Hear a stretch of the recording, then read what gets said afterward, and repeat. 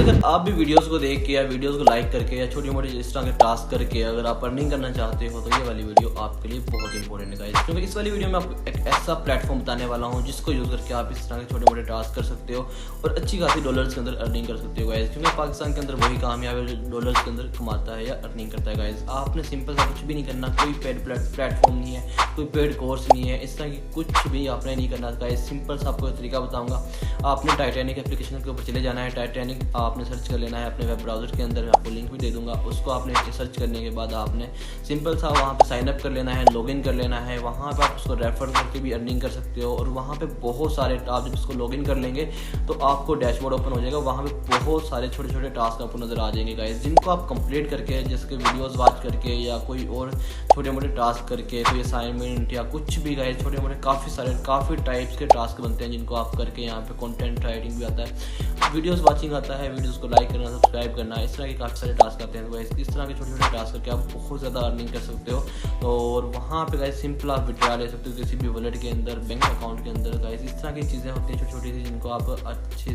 खासी, अगर आप फ्री हैं, आपके पास इंटरनेट है, मोबाइल है, तो आप इस तरह के छोटे छोटे टास्क कर सकते हो और इस तरह की अच्छी खासी अर्निंग कर सकते हो वीडियोज़ को देख के, क्योंकि वीडियोज़ तो हमने वैसे भी डेली लाइफ में देखनी होती हैं, तो उन्हीं वीडियोज़ को आप वहाँ से देख के आप अच्छी खासी अर्निंग कर सकते हो। तो होप्स आपको ये वाली वीडियो अच्छी लगी, वीडियो को लाइक कीजिए।